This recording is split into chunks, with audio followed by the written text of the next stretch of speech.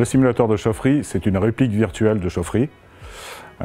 Ce simulateur, il est basé d'une part sur un modèle qui simule de manière dynamique et temps réel le comportement physique de l'installation, donc sur les aspects thermohydrauliques, électriques, mais aussi contrôle commande et régulation. Et une fois ce modèle réalisé, il est couplé à un environnement 3D interactif qui permet à l'élève d'interagir avec les différents équipements. Voilà, ce qui permet d'obtenir un produit qui est une réplique ultra réaliste par rapport à l'installation réelle. Ce simulateur a été développé bien entendu en partenariat entre notre groupe et le 3CA BTP. L'intérêt de ce partenariat, c'est qu'il a été à la fois financier mais surtout opérationnel. Donc le 3CA BTP a pris en charge toute la partie ingénierie pédagogique sur la base des scénarios pédagogiques qu'ils utilisaient dans le cadre de leur formation classique. Et nous, de notre côté, on a pris en charge toute la partie ingénierie métier par rapport à notre expérience sur tout ce qui est exploitation et maintenance d'installations CVC.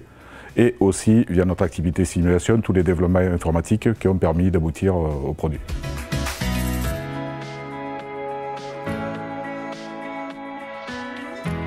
Le simulateur, il réagit comme une sorte de jeu vidéo. Le fait de se déplacer, de pouvoir se baisser, se lever, prendre des outils, les reposer, les ranger, démonter, enlever des pièces de la chaudière, les remettre, manipuler les vannes avec le clavier et la souris. Ça nous rappelle l'univers des jeux vidéo. Sur tout ce qui est problème électrique, pression et réglage d'une chaudière, c'est très pratique parce qu'on peut le faire là. Généralement dans une classe on est plusieurs, du coup on ne peut pas tous passer pour tout faire. Du coup là ce qui est bien c'est que sur un ordinateur on peut tous le faire.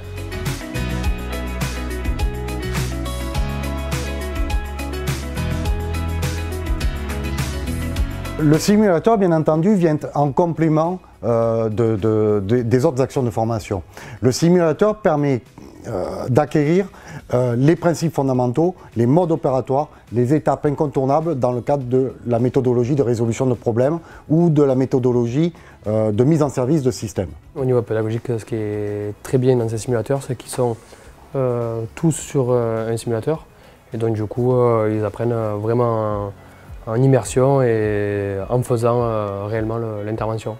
Au contraire de tout ce qu'on peut faire en technologie, dans la salle technologie, qui peut être des fois théorique. Voilà. Là, ils sont vraiment sous la pratique, sans risque devant un simulateur, ils peuvent travailler en totale autonomie. Je les aide, mais eux, leur réflexion, elle est autonome.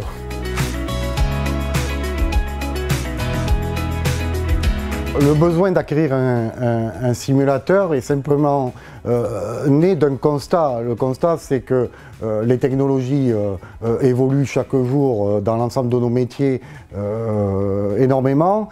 Les technologies se diversifient et si l'outil de formation voulait suivre le progrès qui est engagé par les professionnels, il fallait absolument, pour répondre à un modèle économique aussi, il ne suffisait plus d'acquérir simplement des machines dans nos ateliers, mais simplement avoir des outils numériques qui puissent être en plus développés ultérieurement pour répondre justement à ces avancées technologiques et à cette diversité dans nos technologies.